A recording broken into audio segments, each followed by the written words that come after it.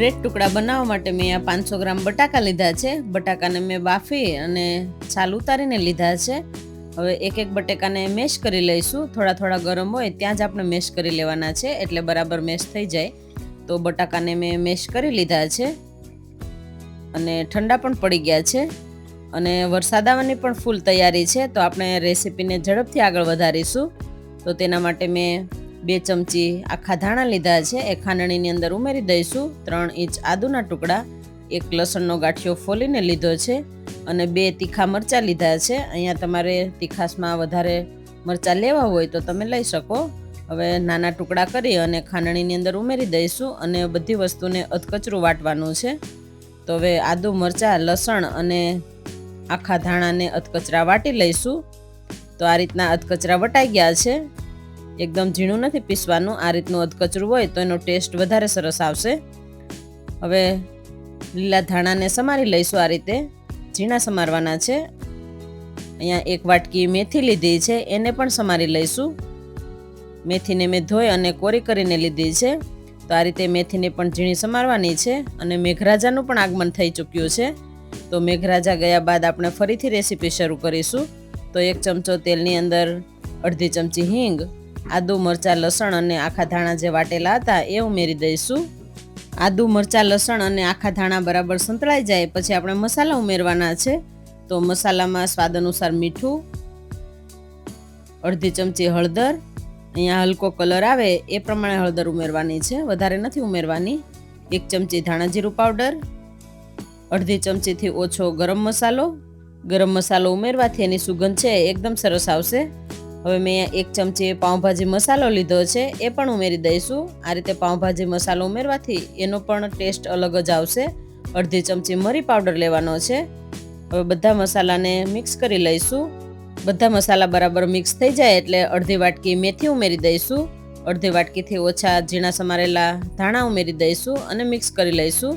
ગેસની ફ્લેમ લો રાખી અને બધા મસાલાને ચડવા દઈશું. મસાલા ચડી જાય એટલે ઉપરથી 1 લીંબુનો રસ ઉમેરવાનો છે. અહીંયા લીંબુનો રસ ઉમેરતી વખતે ગેસની ફ્લેમ આપણે બંધ કરી દઈશું. તો આ રીતે લીંબુનો રસ ઉમેરી અને બાફેલા બટાકા ઉમેરી દઈશું. તો બટાકા પણ ઉમેરાઈ ગયા છે. હવે બધા મસાલા અને બટાકાને મિક્સ કરી લઈશું. તો આપણો બ્રેડ ટુકડાની અંદર ભરવા માટેનો મસાલો છે એકદમ સરસ બનીને તૈયાર થઈ ગયો છે.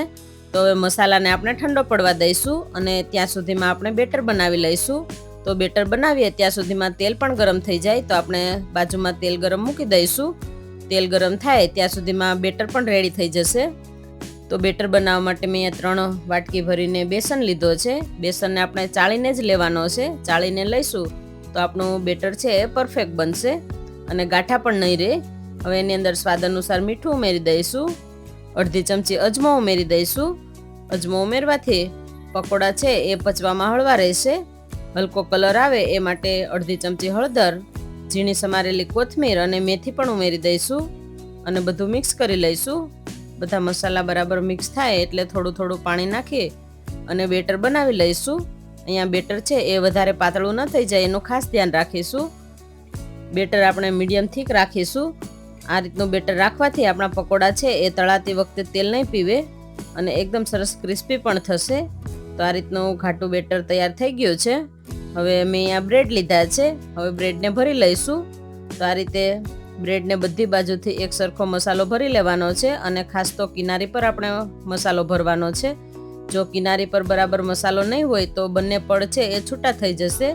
તો તળતી વખતે છૂટા ન પડે એ માટે આપણે કિનારી પર બરાબર મસાલો ભરી અને તૈયાર કરી લેવાના છે. અને આ રીતે થોડું થોડું પ્રેસ કરી અને મસાલો ભરી લઈશું. તો અહીંયા મસાલો ભરાઈ ગયો છે અને તેલ પણ ગરમ થઈ ગયું છે. હવે ભરેલા બ્રેડના આપણે ટુકડા કરી લઈશું. તો આ રીતના હું 4 ટુકડા કરું છું. તમારે નાના ટુકડા કરવા હોય તો તમે કરી શકો. તો આ રીતના 4 ટુકડા કરી લીધા છે. હવે આ રીતે ટુકડા કરી અને બ્રેડ ટુકડાને તળી લેવાના છે. તો હવે ટુકડાને આપણે એક એક ટુકડો બેટરની અંદર ઉમેરતા જઈશું અને તળી લઈશું. તો આ રીતે વધારાનું બેટર છે એ હાથની મદદથી કાઢી લઈશું એટલે વધારાનું બેટર નીકળી જશે અને પકોડા છે એ ક્રિસ્પી થશે. તો આ રીતે એક એક ટુકડો ઉમેરતા જઈશું અને તળતા જઈશું. અને એ વાતનું ખાસ ધ્યાન રાખવાનું છે કે તળતી વખતે આપણે ગેસની ફ્લેમ લો ટુ મીડિયમ જ રાખીશું એટલે પકોડા છે એ બહારથી ક્રિસ્પી બનશે. તો બ્રેડ ટુકડાનું બેટર છે એ મીડિયમ થીક બનાવી અને તળતી વખતે વધારાનું બેટર કાઢીને તળશો તો તમારા બ્રેડ પકોડા છે એકદમ સરસ બનશે અને ક્રિસ્પી પણ થશે.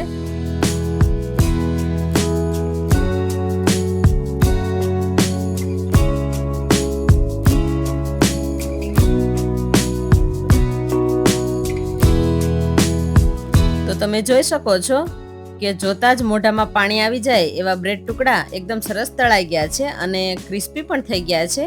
તો આવી રીતે આપણે બીજા બધા બ્રેડ ટુકડાને તળી લેવાના છે. આ રીતે વધારાનું બેટર કાઢી અને એક એક ટુકડાને તેલની અંદર ઉમેરતા જઈશું અને લો ટુ મીડિયમ ગેસની ફ્લેમ રાખી અને તળી લઈશું એટલે એકદમ સરસ ક્રિસ્પી બનશે. અને જો આ ગરમા ગરમ બ્રેડ ટુકડાની સાથે જો ગરમા ગરમ તળેલા મરચાં મળી જાય તો એનો સ્વાદ અનેક ગણો વધી જશે. તો તેના માટે મરચાંના ટુકડા કરી કાપા કરી અને પકોડાની અંદર સાથે જ આપણે તળી લઈશું. તો બ્રેડ ટુકડાને તળાતા વધારે સમય લાગશે અને મરચાં તરત તળાઈ જશે. તો આપણે મરચાં તળાઈ જાય એટલે કાઢી લેવાના છે. તો અહીંયા બ્રેડ ટુકડા પણ સરસ તળાઈ ગયા છે, હવે કાઢી લઈશું. તો આ વરસાદની મોસમમાં ખાવાની મજા પડે એવા બ્રેડ ટુકડા બનીને તૈયાર છે. તો તમે પણ આ રેસીપી જરૂરથી ટ્રાય કરજો. Thank you.